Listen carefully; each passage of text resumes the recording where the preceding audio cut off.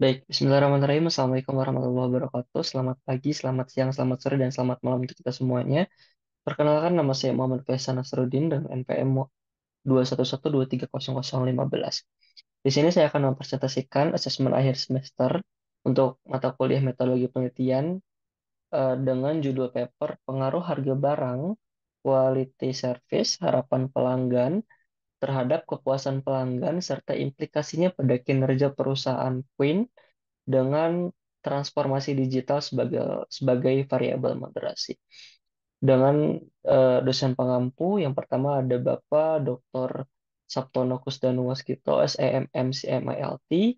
Yang kedua ada Ibu Dr. Melia Eka Lestiani, STMT CMILT. Yang ketiga ada Ibu Dr. Erna Mulyati, STMT CMILT. Yang keempat ada Ibu Dr. Mania, Eskom MT CMILT, dan yang terakhir ada yang kelima ada Bapak Dr. Insinyur Agus Purnomo MT CMILT. Langsung saja, di sini ada beberapa agenda yang akan dipaparkan. Yang pertama ada model penelitian tanpa moderasi, yang kedua ada model penelitian dengan moderasi, yang ketiga uji validasi dan reliabilitas, yang keempat pengujian ulang, yang kelima, koefisien jalur atau p-value tanpa moderasi. Kemudian ada R square dan koefisien jalur dengan moderasi. Baik, di sini eh, ada model penelitian before. Before ini adalah model penelitian data real, data sebelum diolah.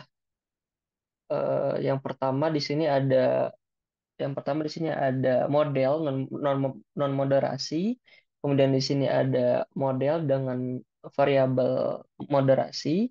Di sini kemudian diuji validitas dan reliabilitas dari data yang telah diberikan. Yang pertama di sini eh, terdapat eh, merah pada harapan pelanggan, pada nilai AV, pada variabel harapan pelanggan dan quality of service, dan juga transformasi digital. Kemudian dapat dilihat juga dengan rincian dari construct reliability dan validity itu pada outer loading. Pada outer loading pun terdapat beberapa variabel yang merah atau menyatakan tidak standar. Di mana untuk memenuhi standar validitas dan reliabilitas, kita bisa melihat pada construct reliability dan outer model. Kemudian kita juga bisa melihat pada model, jika terdapat angka merah, maka tidak standar. Kemudian solusinya yaitu di mana setiap angka yang memiliki nilai terendah di setiap indikator itu dari setiap variabel yang berwarna merah itu dihapus.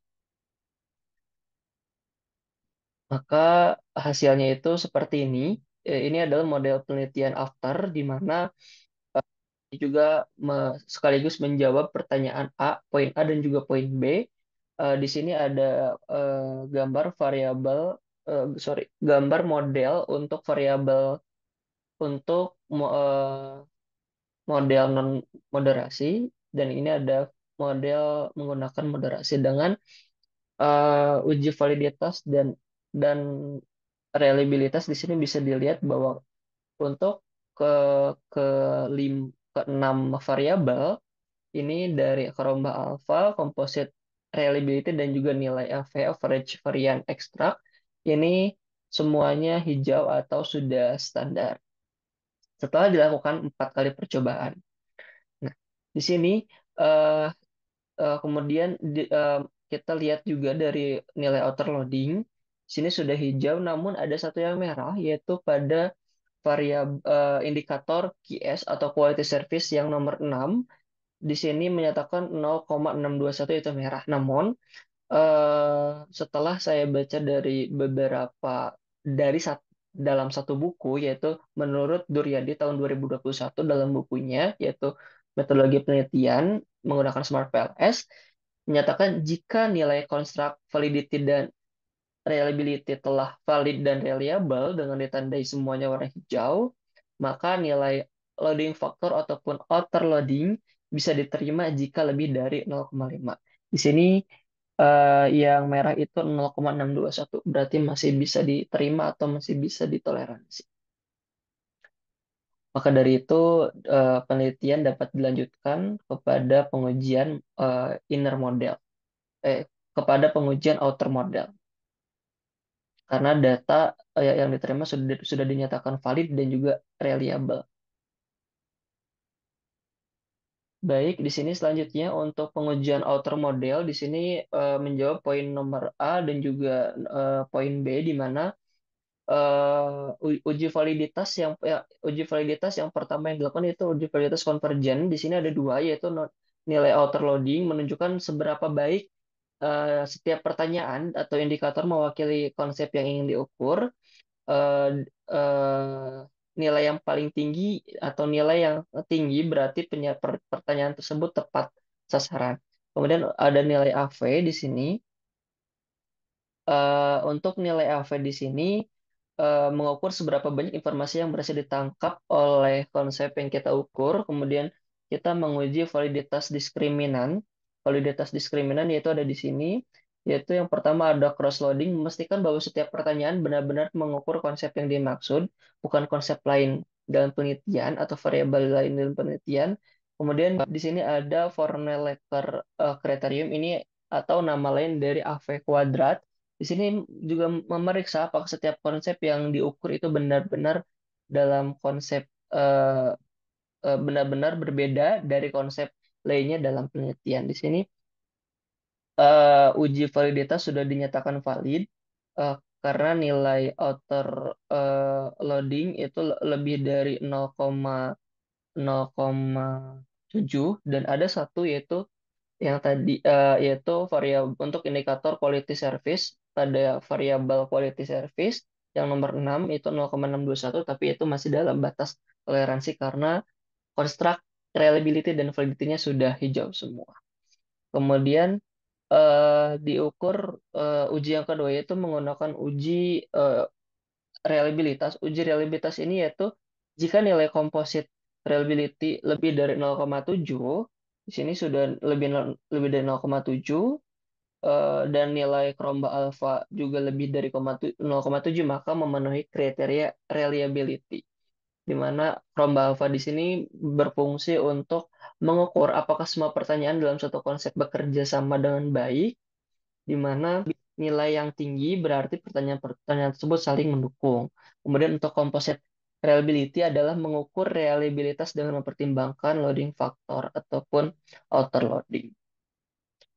Baik, selanjutnya untuk poin A dan B sudah terjawab, yaitu uji validitas dan reliabilitas. Selanjutnya kita ke dalam soal berikutnya. Setelah menguji outer model, kita akan menguji inner model.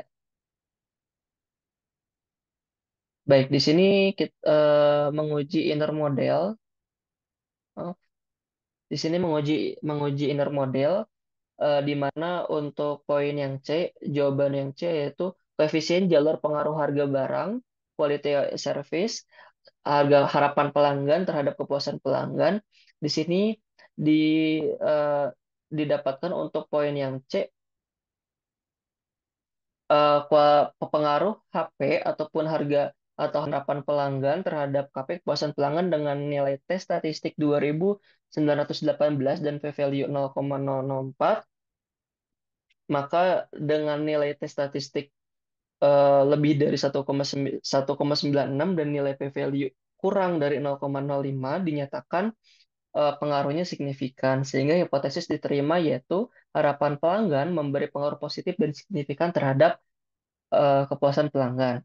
Kemudian dengan yang kedua yaitu harga barang. Pada harga barang ini diperoleh nilai T statistik 2.181 dan nilai p-value 0,030. Di sini nilai T statistiknya eh, lebih dari 1,96, kemudian nilai p-value-nya 0,030, dapat disimpulkan berarti hipotesis hipotesis diterima, maka harga barang itu mempengaruhi kepuasan pelanggan secara positif dan juga signifikan. Kemudian yang ketiga adalah quality service, yaitu dengan nilai tes statistik 4.875 dengan p-value 0,0000.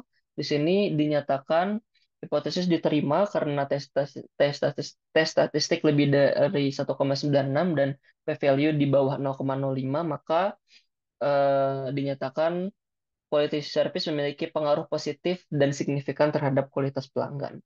Selanjutnya di sini untuk poin yang D, R square yaitu pengaruh harga barang, quality service, harapan pelanggan terhadap kepuasan pelanggan, di mana nilai R square-nya itu adalah 553 atau 0,553, artinya variabel endogen ataupun kepuasan pelanggan itu dipengaruhi sebesar 55,3% oleh variabel eksogen eh, dengan kontribusi harga barang, quality service, dan juga harapan pelanggan. Sedangkan 44,7% itu dipengaruhi oleh faktor lain di luar variabel yang diteliti.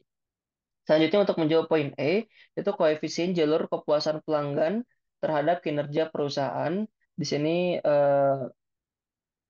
poin E yaitu untuk pengaruh nilai tes statistik itu sebesar 10.841 ini sudah pasti di atas 1,96 yang berarti eh, hipotesis itu yang berarti memiliki pengaruh positif. Kemudian untuk p-value di sini p-value-nya itu 0,0000, dapat disimpulkan bahwa p-value ini di bawah 0,05, maka hipotesis diterima yaitu kepuasan pelanggan itu memberi pengaruh positif dan signifikan terhadap kinerja perusahaan Queen. Selanjutnya untuk F square untuk menjawab poin yang F yaitu pada R square ini eh, didapatkan nilai R square itu 803, artinya variabel endogen yaitu kinerja perusahaan Queen itu dipengaruhi 80,3% oleh kepuasan pelanggan, sedangkan 19,7% itu dipengaruhi oleh faktor lain di luar variabel yang diteliti. Baik, selanjutnya di sini setelah menjawab yang sebelumnya, sudah menjawab poin C, D, E, dan F. Selanjutnya menjawab poin yang nomor G yang terakhir, yaitu koefisien jalur pengaruh kepuasan pelanggan terhadap kinerja perusahaan dengan transformasi digital sebagai variabel moderasi. Di sini didapatkan untuk untuk menjawab pertanyaan poin G itu harus disandarkan dengan eh, pengaruh dari kepuasan pelanggan atau pengaruh dari yang sebelumnya. Di mana pengaruh kepuasan pelanggan di sini dengan nilai tes statistik 9.000 atau atau 9,131 dengan nilai value 0,0000, yang berarti nilai T statistik ini di atas 1,96 dengan nilai p-value itu di bawah 0,05, maka dinyatakan hipotesis diterima, yaitu kepuasan pelanggan itu memberi pengaruh positif dan signifikan terhadap kinerja perusahaan.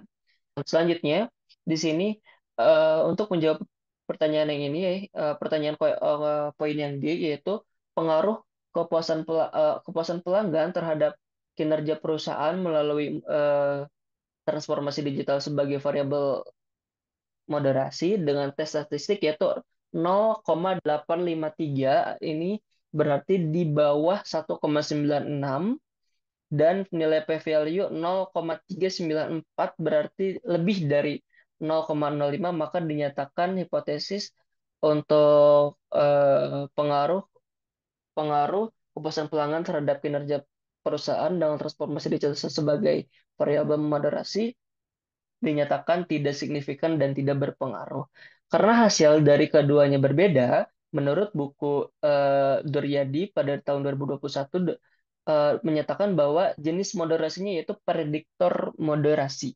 Dengan definisi jika variabel eksogen ke variabel endogen itu signifikan, yaitu yang ini, yang pertama, ini signifikan dan berpengaruh, dan nilai efek moderasi tidak signifikan. Yang moderating effect ini tidak signifikan dan tidak berpengaruh.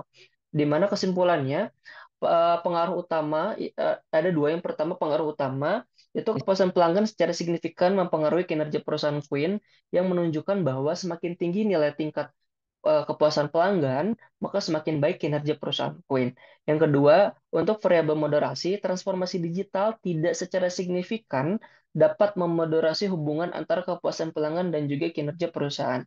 Yang berarti transformasi digital tidak memperkuat atau memperlemah pengaruh kepuasan pelanggan terhadap kinerja perusahaan. Queen. Baik, sekian presentasi tentang asesmen akhir semester mata kuliah metodologi penelitian yang dapat saya sampaikan.